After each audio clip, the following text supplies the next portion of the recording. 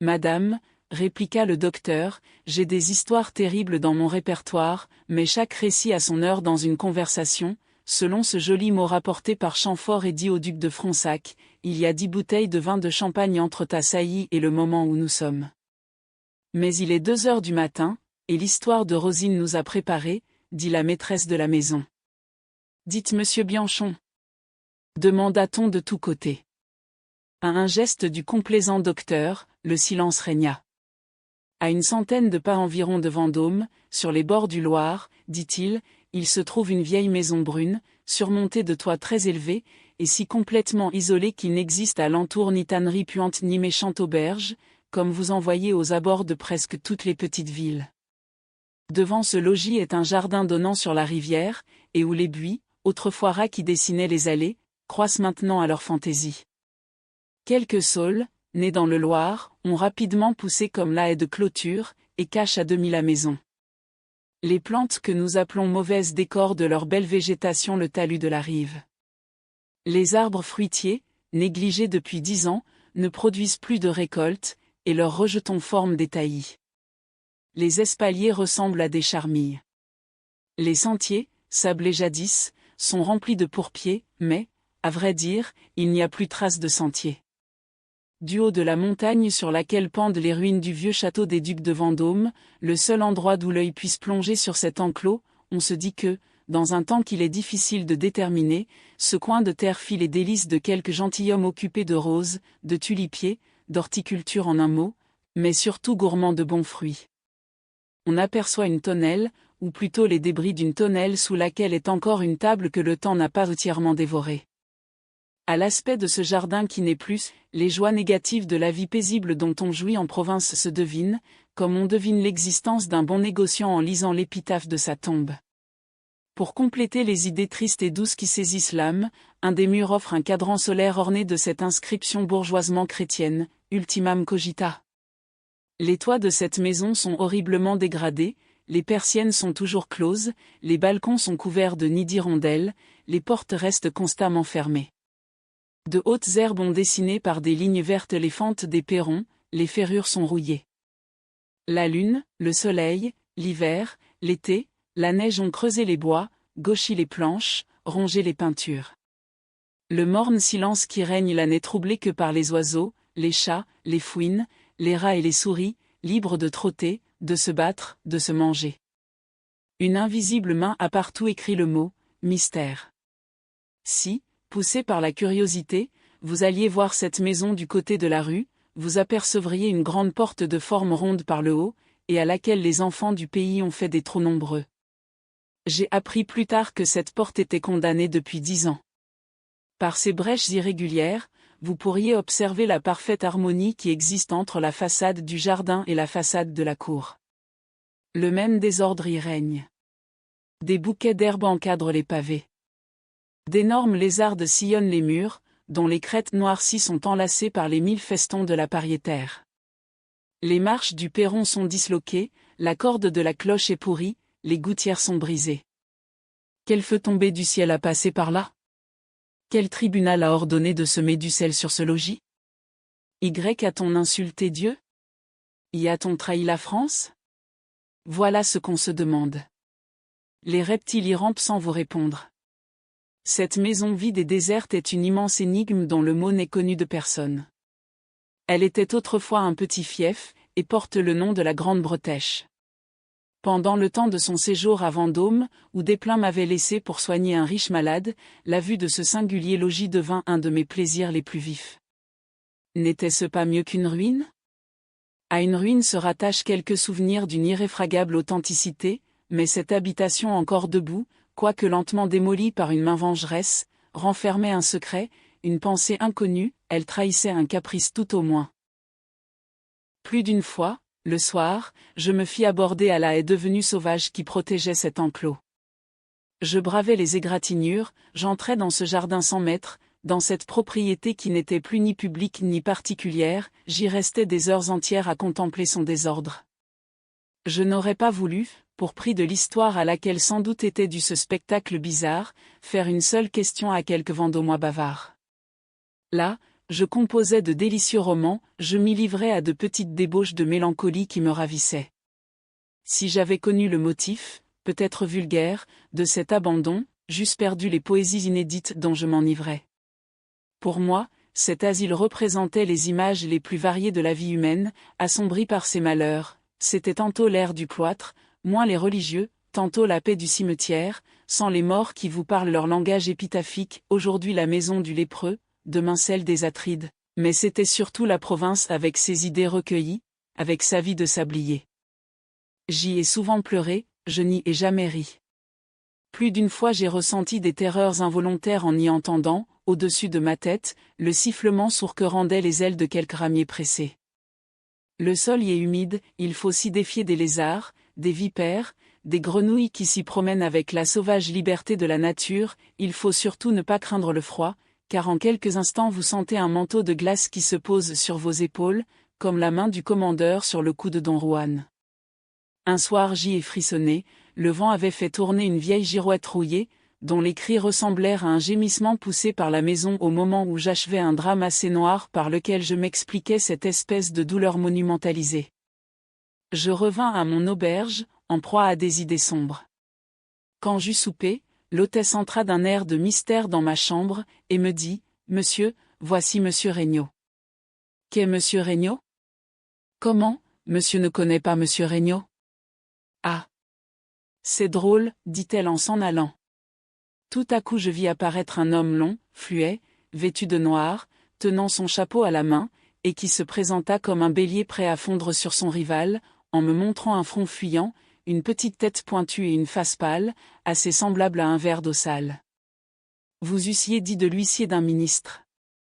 Cet inconnu portait un vieil habit, très usé sur les plis, mais il avait un diamant au jabot de sa chemise et des boucles d'or à ses oreilles. « Monsieur, à qui ai-je l'honneur de parler ? » lui dis-je. Il s'assit sur une chaise, se mit devant mon feu, posa son chapeau sur ma table, et me répondit en se frottant les mains, « Ah ! Il fait bien froid. »« Monsieur, je suis monsieur Regnault. » Je m'inclinai, en me disant à moi-même, « Il bondo cani. » « Cherche. »« Je suis, reprit-il, notaire à Vendôme. »« J'en suis ravi, monsieur, m'écriai-je, mais je ne suis point en mesure de tester, pour des raisons à moi connues. » Petit moment, reprit-il en levant la main comme pour m'imposer silence. « Permettez, monsieur, permettez. J'ai appris que vous alliez vous promener quelquefois dans le jardin de la Grande Bretèche. »« Oui, monsieur. » Petit moment, dit-il en répétant son geste, cette action constitue un véritable délit. « Monsieur, je viens, au nom et comme exécuteur testamentaire de feu madame la comtesse de Méret, vous prier de discontinuer vos visites. » Petit moment. Je ne suis pas un Turc et ne veux point vous en faire un crime. D'ailleurs, bien permis à vous d'ignorer les circonstances qui m'obligent à laisser tomber en ruine le plus bel hôtel de Vendôme. Cependant, monsieur, vous paraissez avoir de l'instruction, et devez savoir que les lois défendent, sous des peines graves, d'envahir une propriété close. Une haie vaut un mur. Mais l'état dans lequel la maison se trouve peut servir d'excuse à votre curiosité.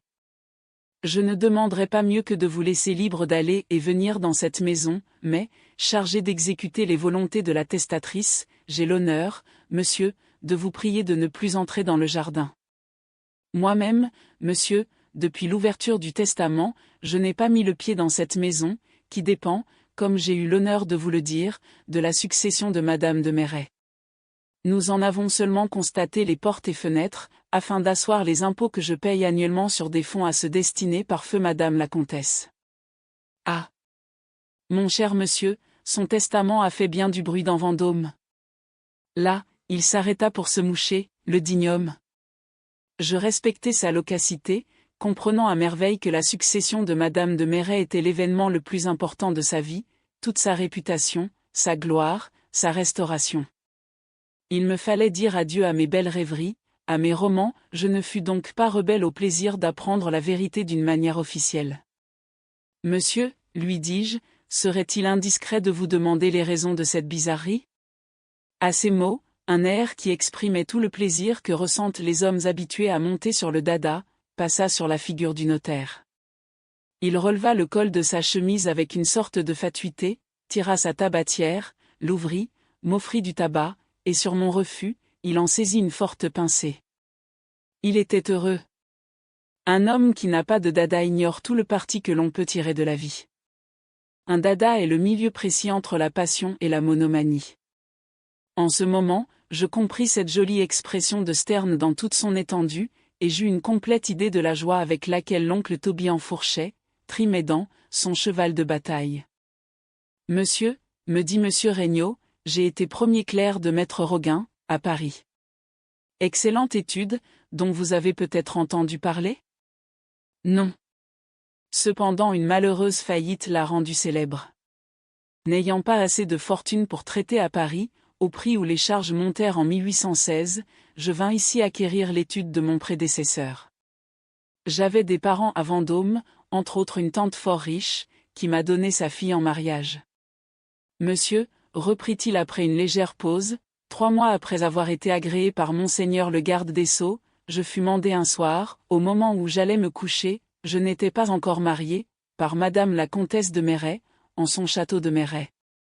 Sa femme de chambre, une brave fille qui sert aujourd'hui dans cette hôtellerie, était à ma porte avec la calèche de madame la comtesse. Ah! Petit moment. Il faut vous dire, monsieur, que monsieur le comte de Méret était allé mourir à Paris 2 mois avant que je ne vinsse ici. Il y périt misérablement en se livrant à des excès de tous les genres.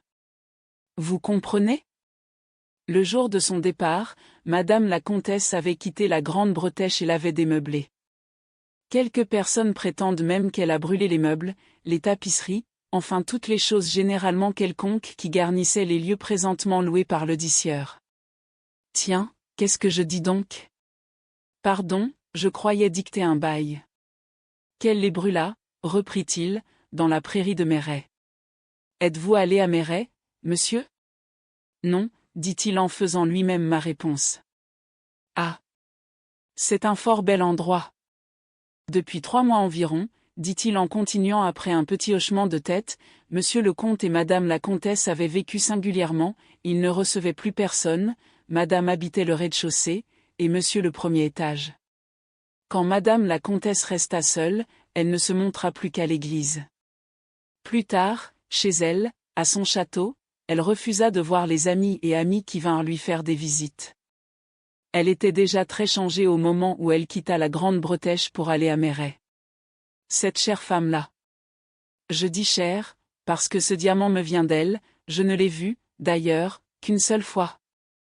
Donc, cette bonne dame était très malade, elle avait sans doute désespéré de sa santé, car elle est morte sans vouloir appeler de médecin, aussi, beaucoup de nos dames ont-elles pensé qu'elle ne jouissait pas de toute sa tête. Monsieur, ma curiosité fut donc singulièrement excitée en apprenant que madame de Méret avait besoin de mon ministère. Je n'étais pas le seul qui s'intéressa à cette histoire. Le soir même, quoiqu'il fût tard, toute la ville sut que j'allais à Méret. La femme de chambre répondit assez vaguement aux questions que je lui fis en chemin, néanmoins, elle me dit que sa maîtresse avait été administrée par le curé de Méret pendant la journée, et qu'elle paraissait ne pas devoir passer la nuit. J'arrivai sur les 11 heures au château. Je montai le grand escalier. Après avoir traversé de grandes pièces hautes et noires, froides et humides en diable, je parvins dans la chambre à coucher d'honneur où était madame la comtesse. D'après les bruits qui couraient sur cette dame, monsieur, je n'en finirais pas si je vous répétais tous les contes qui se sont débités à son égard, je me la figurais comme une coquette. Imaginez-vous que j'eus beaucoup de peine à la trouver dans le grand lit où elle gisait.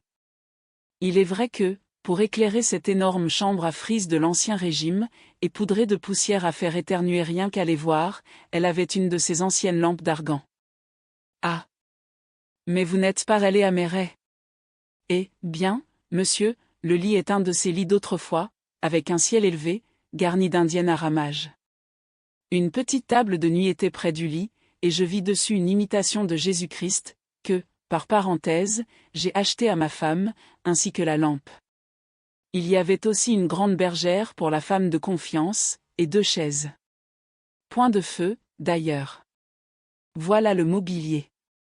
Ça n'aurait pas fait 10 lignes dans un inventaire. Ah ! Mon cher monsieur, si vous aviez vu, Comme je la vis alors, cette vaste chambre tendue en tapisserie brune, vous vous seriez cru transporté dans une véritable scène de roman. C'était glacial, et mieux que cela, funèbre, ajouta-t-il en levant le bras par un geste théâtral et faisant une pause. À force de regarder, en venant près du lit, je finis par voir Madame de Merret, encore grâce à la lueur de la lampe dont la clarté donnait sur les oreillers. Sa figure était jaune comme de la cire, et ressemblait à deux mains jointes. Madame la comtesse avait un bonnet de dentelle qui laissait voir de beaux cheveux, mais blancs comme du fil. Elle était sur son séant, et paraissait s'y tenir avec beaucoup de difficulté. Ses grands yeux noirs, abattus par la fièvre, sans doute, et déjà presque morts, remuaient à peine sous les os où sont les sourcils. Ça, dit-il en me montrant l'arcade de ses yeux. Son front était humide. Ses mains décharnées ressemblaient à des os recouverts d'une peau tendre, ses veines, ses muscles se voyaient parfaitement bien, elle avait dû être très belle, mais, en ce moment, je fus saisi de je ne sais quel sentiment à son aspect. Jamais, au dire de ceux qui l'ont ensevelie, une créature vivante n'avait atteint à sa maigreur sans mourir. Enfin, c'était épouvantable à voir. Le mal avait si bien rongé cette femme qu'elle n'était plus qu'un fantôme. Ses lèvres d'un violet pâle me parurent immobiles quand elle me parla. Quoique ma profession m'ait familiarisé avec ces spectacles en me conduisant parfois au chevet des mourants pour constater leur dernière volonté, j'avoue que les familles en larmes et les agonies que j'ai vues n'étaient rien auprès de cette femme solitaire et silencieuse dans ce vaste château. Je n'entendais pas le moindre bruit, je ne voyais pas ce mouvement que la respiration de la malade aurait dû imprimer au drap qui la couvrait, et je restais tout à fait immobile, occupé à la regarder avec une sorte de stupeur. Il me semble que j'y suis encore. Enfin ses grands yeux se remuèrent, elle essaya de lever sa main droite qui retomba sur le lit, et ces mots sortirent de sa bouche comme un souffle, car sa voix n'était déjà plus une voix. Je vous attendais avec bien de l'impatience. Ses joues se colorèrent vivement. Parlez, monsieur, c'était un effort pour elle. Madame, lui dis-je. Elle me fit signe de me taire. En ce moment, la vieille femme de charge se leva et me dit à l'oreille, « Ne parlez pas, madame la comtesse est hors d'état d'entendre le moindre bruit, et ce que vous lui diriez pourrait l'agiter. » Je m'assis. Quelques instants après, madame de Merret rassembla tout ce qui lui restait de force pour mouvoir son bras droit, le mit, non sans des peines infinies, sous son traversin, elle s'arrêta pendant un petit moment, puis, elle fit un dernier effort pour retirer sa main, et lorsqu'elle eut pris un papier cacheté, des gouttes de sueur tombèrent de son front. « Je vous confie mon testament, dit-elle. »« Ah ! Mon Dieu ! Ah !» Ce fut tout. Elle saisit un crucifix qui était sur son lit, le porta rapidement à ses lèvres, et mourut. L'expression de ses yeux fixes me fait encore frissonner quand j'y songe. Elle avait dû bien souffrir. Il y avait de la joie dans son dernier regard, sentiment qui resta gravé sur ses yeux morts. J'emportai le testament, et quand il fut ouvert, je vis que madame de Merret m'avait nommé son exécuteur testamentaire. Elle léguait la totalité de ses biens à l'hôpital de Vendôme, sauf quelques legs particuliers. Mais voici quelles furent ses dispositions relativement à la Grande Bretèche. Elle me recommanda de laisser cette maison pendant 50 années révolues, à partir du jour de sa mort, dans l'état où elle se trouverait au moment de son décès, en interdisant l'entrée des appartements à quelque personne que ce fût, en défendant d'y faire la moindre réparation, et allouant même une rente afin de gager des gardiens, s'il en était besoin, pour assurer l'entière exécution de ses intentions. À l'expiration de ce terme, si le vœu de la testatrice a été accompli, la maison doit appartenir à mes héritiers, car monsieur sait que les notaires ne peuvent accepter de legs, sinon, la Grande Bretèche reviendrait à qui de droit, mais à la charge de remplir les conditions indiquées dans un codicille annexé au testament, et qui ne doit être ouvert qu'à l'expiration des dites 50 années. Le testament n'a point été attaqué, donc. À ce mot, et sans achever sa phrase, le notaire oblong me regarda d'un air de triomphe, je le rendis tout à fait heureux en lui adressant quelques compliments. « Monsieur, lui dis-je en terminant, vous m'avez si vivement impressionné, que je crois voir cette mourante plus pâle que ses draps, ses yeux luisants me font peur, et je rêverai d'elle cette nuit. Mais vous devez avoir formé quelques conjectures sur les dispositions contenues dans ce bizarre testament. Monsieur, me dit-il avec une réserve comique, je ne me permets jamais de juger la conduite des personnes qui m'ont honoré par le don d'un diamant.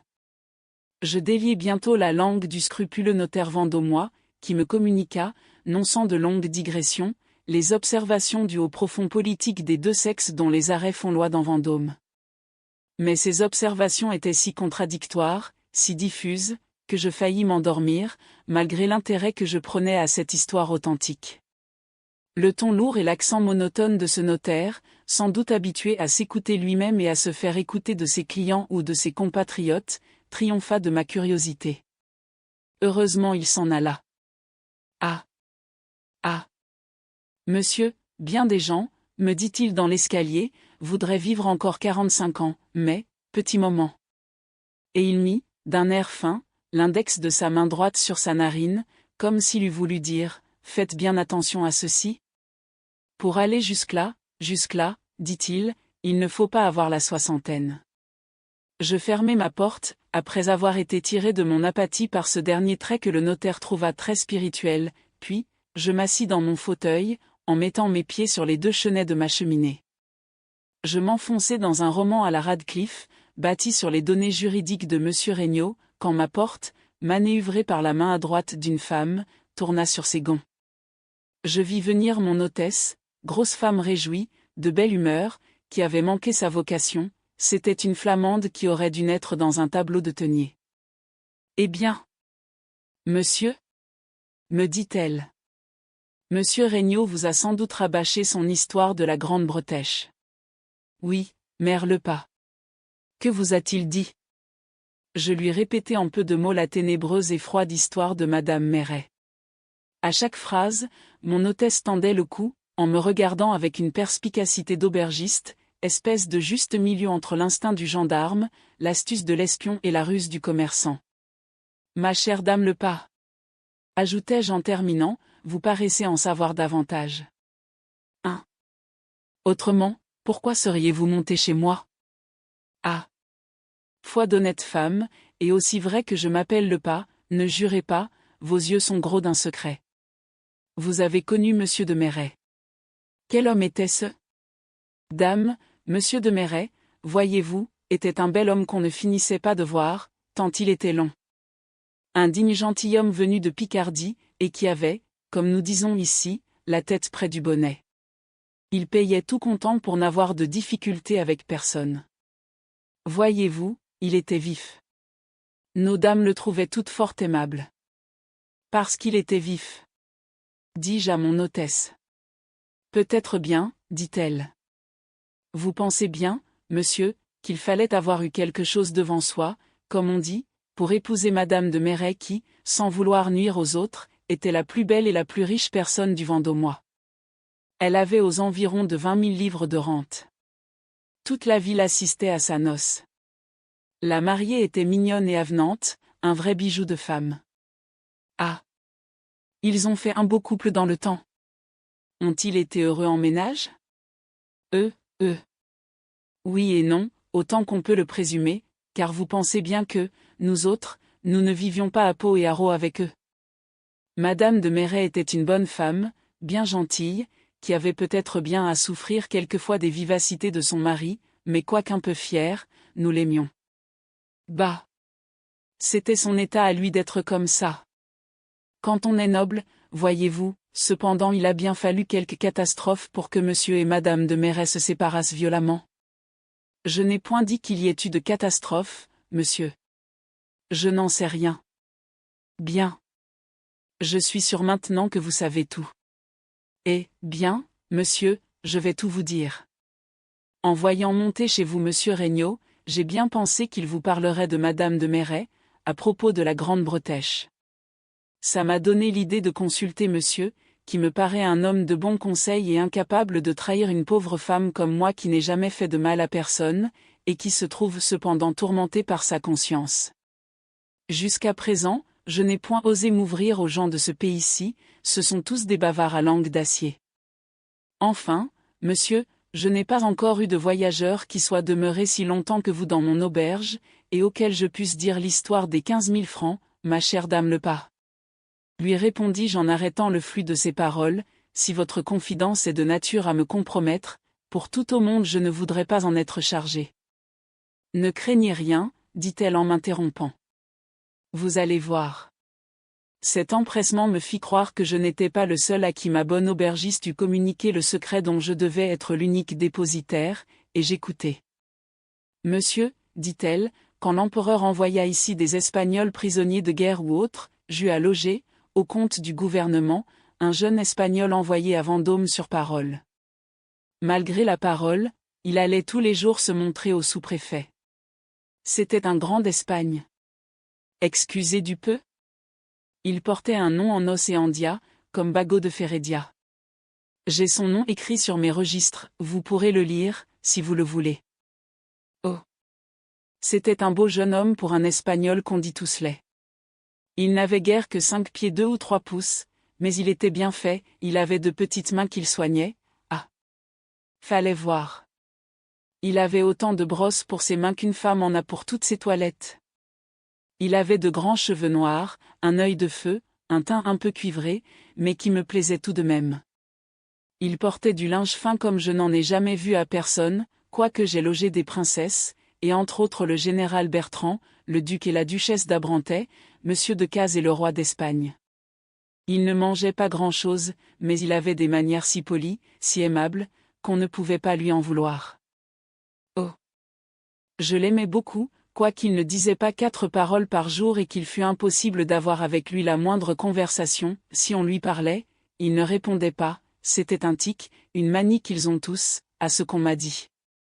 Il lisait son bréviaire comme un prêtre, il allait à la messe et à tous les offices régulièrement. Où se mettait-il, nous avons remarqué cela plus tard? À 2 pas de la chapelle de Madame de Merret. Comme il se plaça là dès la première fois qu'il vint à l'église, personne n'imagina qu'il y eût de l'intention dans son fait. D'ailleurs, il ne levait pas le nez de dessus son livre de prière, le pauvre jeune homme. Pour lors, monsieur, le soir il se promenait sur la montagne, dans les ruines du château. C'était son seul amusement à ce pauvre homme, il se rappelait là son pays.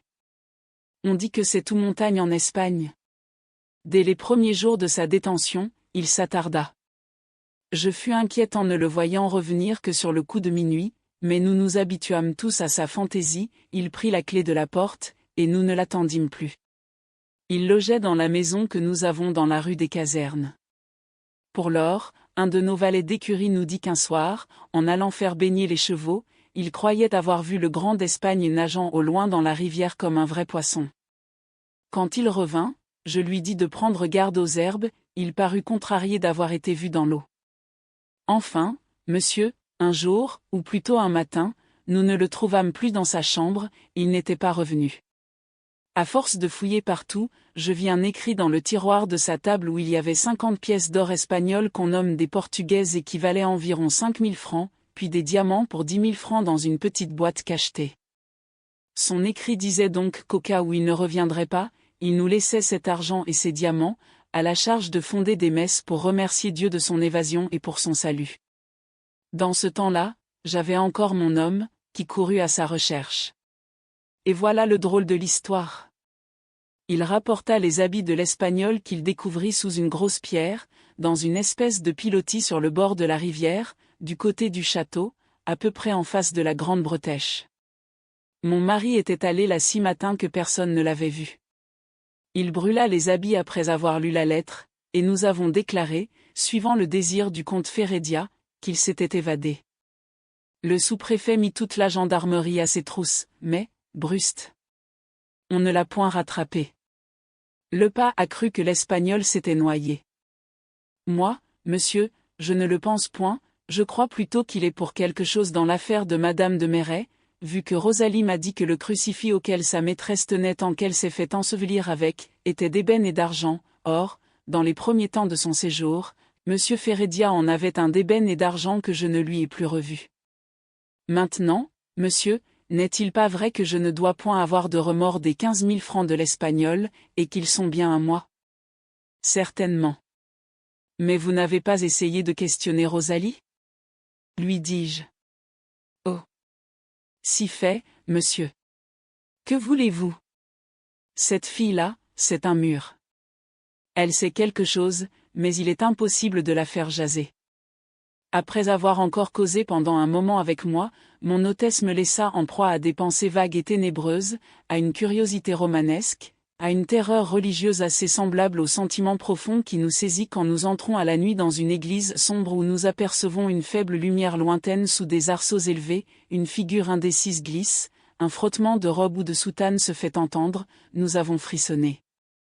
La Grande Bretèche et ses hautes herbes, ses fenêtres condamnées, ses ferrements rouillés, ses portes closes, ses appartements déserts, se montra tout à coup fantastiquement devant moi.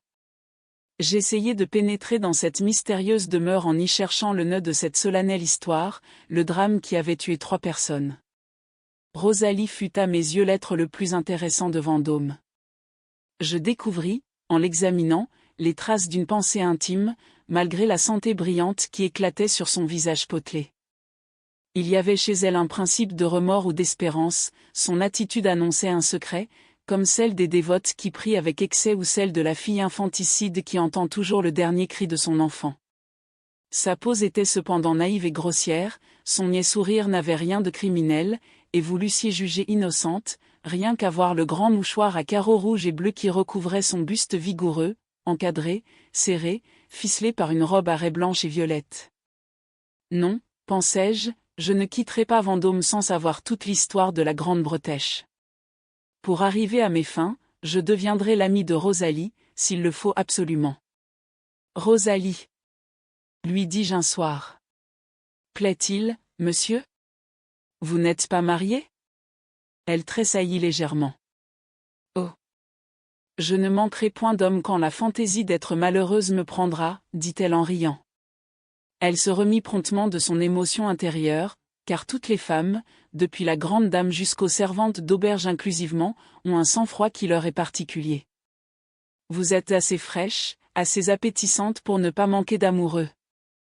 Mais, dites-moi, Rosalie, pourquoi vous êtes-vous faite servante d'auberge en quittant Madame de Merret? Est-ce qu'elle ne vous a pas laissé quelque rente? Oh! Que si! Mais, monsieur, ma place est la meilleure de tout Vendôme. Cette réponse était une de celles que les juges et les avoués nomment dilatoires. Rosalie me paraissait située dans cette histoire romanesque comme la case qui se trouve au milieu d'un damier, elle était au centre même de l'intérêt et de la vérité, elle me semblait nouée dans le nœud. Ce ne fut plus une séduction ordinaire à tenter, il y avait dans cette fille le dernier chapitre d'un roman, aussi, dès ce moment, Rosalie devint elle l'objet de ma prédilection. À force d'étudier cette fille, je remarquai chez elle, comme chez toutes les femmes de qui nous faisons notre pensée principale, une foule de qualités, elle était propre, soigneuse, elle était belle, cela va sans dire, elle eut bientôt tous les attraits que notre désir prête aux femmes, dans quelque situation qu'elles puissent être. 15 jours après la visite du notaire, un soir, ou plutôt un matin, car il était de très bonne heure, je dis à Rosalie, « Raconte-moi donc tout ce que tu sais sur Madame de Merret ?» « Oh, répondit-elle avec terreur, ne me demandez pas cela, monsieur Horace. » Sa belle figure se rembrunit, ses couleurs vives et animées pâlirent, et ses yeux n'eurent plus leur innocent éclat humide. « Eh, bien, reprit-elle, puisque vous le voulez, je vous le dirai, mais gardez-moi bien le secret. » Va. Ma pauvre fille, je garderai tous tes secrets avec une probité de voleur, c'est la plus loyale qui existe. Si cela vous est égal, me dit-elle, j'aime mieux que ce soit avec la vôtre. Là-dessus, elle ragréa son foulard, et se posa comme pour compter, car il y a, certes, une attitude de confiance et de sécurité nécessaire pour faire un récit. Les meilleures narrations se disent à une certaine heure, comme nous sommes là tous à table. Personne n'a bien compté debout ou à jeun. Mais s'il fallait reproduire fidèlement la diffuse éloquence de Rosalie, un volume entier suffirait à peine. Or, comme l'événement dont elle me donna la confuse connaissance se trouve placé, entre le bavardage du notaire et celui de Madame Lepas, aussi exactement que les moyens termes d'une proportion arithmétique le sont entre leurs deux extrêmes, je n'ai plus qu'à vous le dire en peu de mots. J'abrège donc. La chambre que Madame de Merret occupait à la Bretèche était située au rez-de-chaussée. Un petit cabinet de 4 pieds de profondeur environ, pratiqué dans l'intérieur du mur, lui servait de garde-robe. 3 mois avant la soirée dont je vais vous raconter les faits, Madame de Merret avait été assez sérieusement indisposée pour que son mari la laissât seule chez elle, et il couchait dans une chambre au premier étage. Par un de ces hasards impossibles à prévoir, il revint, ce soir-là, 2 heures plus tard que de coutume du cercle où il allait lire les journaux et causer politique avec les habitants du pays. Sa femme le croyait rentré, couché, endormi. Mais l'invasion de la France avait été l'objet d'une discussion fort animée, la partie de billard s'était échauffée, il avait perdu 40 francs, somme énorme à Vendôme, où tout le monde thésaurise, et où les mœurs sont contenues dans les bornes d'une modestie digne d'éloge, qui peut-être devient la source d'un bonheur vrai dont ne se soucie aucun Parisien. Depuis quelque temps Monsieur de Merret se contentait de demander à Rosalie si sa femme était couchée, sur la réponse toujours affirmative de cette fille, il allait immédiatement chez lui, avec cette bonhomie qu'enfantent l'habitude et la confiance. En rentrant, il lui prit fantaisie de se rendre chez Madame de Merret pour lui conter sa mésaventure, peut-être aussi pour s'en consoler. Pendant le dîner, il avait trouvé Madame de Merret fort coquettement mise, il se disait, en allant du cercle chez lui, que sa femme ne souffrait plus, que sa convalescence l'avait embellie, et il s'en apercevait, comme les maris s'aperçoivent de tout, un peu tard. Au lieu d'appeler Rosalie, qui dans ce moment était occupée dans la cuisine à voir la cuisinière et le cocher jouant un coup difficile de la brisque, Monsieur de Merret se dirigea vers la chambre de sa femme, à la lueur de son falot qu'il avait déposé sur la première marche de l'escalier. Son pas facile à reconnaître retentissait sous les voûtes du corridor. Au moment où le gentilhomme tourna la clé de la chambre de sa femme, il crut entendre fermer la porte du cabinet dont je vous ai parlé, mais, quand il entra, Madame de Merret était seule, debout devant la cheminée. Le mari pensa naïvement en lui-même que Rosalie était dans le cabinet, cependant un soupçon qui lui tinta dans l'oreille avec un bruit de cloche le mit en défiance, il regarda sa femme, et lui trouva dans les yeux je ne sais quoi de trouble et de fauve. « Vous rentrez bien tard, dit-elle. » Cette voix ordinairement si pure et si gracieuse lui parut légèrement altérée. Monsieur de Merret ne répondit rien, car en ce moment Rosalie entra. Ce fut un coup de foudre pour lui. Il se promena dans la chambre, en allant d'une fenêtre à l'autre par un mouvement uniforme et les bras croisés. « Avez-vous appris quelque chose de triste, ou souffrez-vous » lui demanda timidement sa femme pendant que Rosalie la déshabillait. Il garda le silence. « Retirez-vous, dit Madame de Merret à sa femme de chambre, je mettrai mes papillotes moi-même. » Elle devina quelque malheur au seul aspect de la figure de son mari, et voulut être seule avec lui. Lorsque Rosalie fut partie, ou censée partie, car elle resta pendant quelques instants dans le corridor, Monsieur de Merret vint se placer devant sa femme, et lui dit froidement, « Madame, il y a quelqu'un dans votre cabinet. » Elle regarda son mari d'un air calme, et lui répondit avec simplicité, « Non, monsieur. » Ce nom navra Monsieur de Merret, il n'y croyait pas, et pourtant jamais sa femme ne lui avait paru ni plus pure ni plus religieuse qu'elle semblait l'être en ce moment. Il se leva pour aller ouvrir le cabinet, Madame de Merret le prit par la main, l'arrêta, le regarda d'un air mélancolique, et lui dit d'une voix singulièrement émue, « Si vous ne trouvez personne, songez que tout sera fini entre nous. » L'incroyable dignité empreinte dans l'attitude de sa femme rendit au gentilhomme une profonde estime pour elle, et lui inspira une de ces résolutions auxquelles il ne manque qu'un plus vaste théâtre pour devenir immortel. « Non, dit-il, Joséphine, je n'irai pas. Dans l'un et l'autre cas, nous serions séparés à jamais.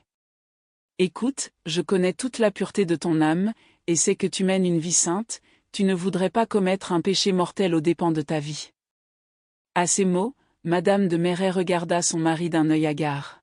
« Tiens, voici ton crucifix, ajouta cet homme. Jure-moi devant Dieu qu'il n'y a la personne, je te croirai, je n'ouvrirai jamais cette porte. » Madame de Merret prit le crucifix et dit, « Je le jure. » Plus haut, dit le mari, et répète, « Je jure devant Dieu qu'il n'y a personne dans ce cabinet. » Elle répéta la phrase sans se troubler. « C'est bien, dit froidement Monsieur de Merret. Après un moment de silence, « Vous avez une bien belle chose que je ne connaissais pas, » dit-il en examinant ce crucifix en ébène incrusté d'argent, et très artistement sculpté. « Je l'ai trouvé chez Duvivier, qui, lorsque cette troupe de prisonniers passa par Vendôme l'année dernière, l'avait acheté d'un religieux espagnol. » Ah, dit monsieur de Maisret en remettant le crucifix au clou, et il sonna. Rosalie ne se fit pas attendre. Monsieur de Maisret alla vivement à sa rencontre, l'emmena dans l'embrasure de la fenêtre qui donnait sur le jardin, et lui dit à voix basse, « Je sais que Gorenflot veut t'épouser, la pauvreté seule vous empêche de vous mettre en ménage, et tu lui as dit que tu ne serais pas sa femme s'il ne trouvait moyen de s'établir maître maçon, et, bien, va le chercher, dis-lui de venir ici avec sa truelle et ses outils. Fais en sorte de n'éveiller que lui dans sa maison, sa fortune passera vos désirs. Surtout sors d'ici sans jaser, sinon. » Il fronça le sourcil. Rosalie partit, il la rappela. « Tiens, prends mon passe-partout, dit-il. »« Jean !» cria monsieur de Maisret d'une voix tonnante dans le corridor. Jean, qui était tout à la fois son cocher et son homme de confiance, quitta sa partie de brisque, et vint. « Allez vous coucher tous, lui dit son maître en lui faisant signe de s'approcher, et le gentilhomme ajouta, mais à voix basse, lorsqu'ils seront tous endormis, entends-tu bien? Tu descendras m'en prévenir. » Monsieur de Maisret, qui n'avait pas perdu de vue sa femme, tout en donnant ses ordres, revint tranquillement auprès d'elle devant le feu, et se mit à lui raconter les événements de la partie de billard et les discussions du cercle. Lorsque Rosalie fut de retour, elle trouva monsieur et madame de Maisret causant très amicalement. Le gentilhomme avait récemment fait plafonner toutes les pièces qui composaient son appartement de réception au rez-de-chaussée. Le plâtre est fort rare à Vendôme, le transport en augmente beaucoup le prix, le gentilhomme en avait donc fait venir une assez grande quantité, sachant qu'il trouverait toujours bien des acheteurs pour ce qui lui resterait. Cette circonstance lui inspira le dessein qu'il mit à exécution.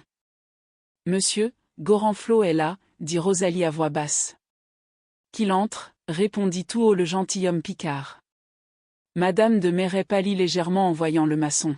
« Gorenflot, » dit le mari, « va prendre des briques sous la remise, et apportant assez pour murer la porte de ce cabinet, tu te serviras du plâtre qui me reste pour enduire le mur. » Puis attirant à lui Rosalie et l'ouvrier, « Écoute, Gorenflot, dit-il à voix basse, tu coucheras ici cette nuit. Mais, demain matin, tu auras un passeport pour aller en pays étranger dans une ville que je t'indiquerai. Je te remettrai 6 000 francs pour ton voyage.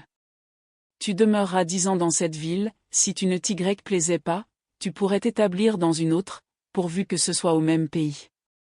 Tu passeras par Paris, où tu m'attendras. Là, je t'assurerai par un contrat, 6 autres 1 000 francs qui te seront payés à ton retour au cas où tu aurais rempli les conditions de notre marché. À ce prix, tu devras garder le plus profond silence sur ce que tu auras fait ici cette nuit. Quant à toi, Rosalie, je te donnerai 10 000 francs qui ne te seront comptés que le jour de tes noces, et à la condition d'épouser Gorenflot, mais, pour vous marier, il faut se taire. Sinon, plus de dot. Rosalie, dit madame de Maisret, venez me coiffer. Le mari se promena tranquillement de long en large, en surveillant la porte, le maçon et sa femme, mais sans laisser paraître une défiance injurieuse. Gorenflot fut obligé de faire du bruit. Madame de Maisret saisit un moment où l'ouvrier déchargeait des briques et où son mari se trouvait au bout de la chambre, pour dire à Rosalie, 1 000 francs de rente pour toi, ma chère enfant, si tu peux dire à Gorenflot de laisser une crevasse en bas. Puis, tout haut, elle lui dit avec sang-froid, va donc l'aider. Monsieur et madame de Maisret restèrent silencieux pendant tout le temps que Gorenflot mit à murer la porte. Ce silence était calcul chez le mari, qui ne voulait pas fournir à sa femme le prétexte de jeter des paroles à double entente, et chez madame de Maisret ce fut prudence ou fierté. Quand le mur fut à la moitié de son élévation, le rusé maçon prit un moment où le gentilhomme avait le dos tourné pour donner un coup de pioche dans l'une des 2 vitres de la porte. Cette action fit comprendre à madame de Maisret que Rosalie avait parlé à Gorenflot. Tous trois virent alors une figure d'homme sombre et brune, des cheveux noirs, un regard de feu. Avant que son mari ne se fût retourné, la pauvre femme eut le temps de faire un signe de tête à l'étranger pour qui ce signe voulait dire « espérer ». À 4 heures, vers le petit jour, car on était au mois de septembre, la construction fut achevée. Le maçon resta sous la garde de Jean, et monsieur de Maisret coucha dans la chambre de sa femme. Le lendemain matin en se levant, il dit avec insouciance « Ah ! Diable, il faut que j'aille à la mairie pour le passeport. Il mit son chapeau sur sa tête, fit 3 pas vers la porte, se ravisa, prit le crucifix. Sa femme tressaillit de bonheur. Il ira chez Duvivier, pensa-t-elle. Aussitôt que le gentilhomme fut sorti, Madame de Merret sonna Rosalie, puis, d'une voix terrible, « La pioche !» s'écria-t-elle, et à l'ouvrage. J'ai vu hier comment Gorenflot s'y prenait, nous aurons le temps de faire un trou et de le reboucher. En un clin d'œil, Rosalie apporta une espèce de merlin à sa maîtresse, qui, avec une ardeur dont rien ne pourrait donner une idée, se mit à démolir le mur. Elle avait déjà fait sauter quelques briques, lorsqu'en prenant son élan pour appliquer un coup encore plus vigoureux que les autres, elle vit Monsieur de Merret derrière elle, elle s'évanouit. « Mettez madame sur son lit », dit froidement le gentilhomme. Prévoyant ce qui devait arriver pendant son absence, il avait tendu un piège à sa femme, il avait tout bonnement écrit au maire, et envoyé chercher Duvivier.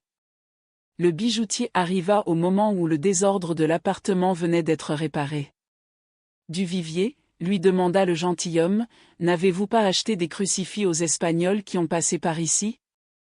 Non, monsieur. Bien, je vous remercie, dit-il en échangeant avec sa femme un regard de tigre. Jean, ajouta-t-il en se tournant vers son valet de confiance, vous ferez servir mes repas dans la chambre de Madame de Merret, elle est malade, et je ne la quitterai pas qu'elle ne soit rétablie. Le cruel gentilhomme resta pendant 20 jours près de sa femme. Durant les premiers moments, quand il se faisait quelque bruit dans le cabinet muré et que Joséphine voulait l'implorer pour l'inconnu mourant, il lui répondait, sans lui permettre de dire un seul mot, « Vous avez juré sur la croix qu'il n'y avait là personne. » Après ce récit, toutes les femmes se levèrent de table, et le charme sous lequel Bianchon les avait tenues fut dissipé par ce mouvement. Néanmoins quelques-unes d'entre elles avaient eu quasi froid en entendant le dernier mot.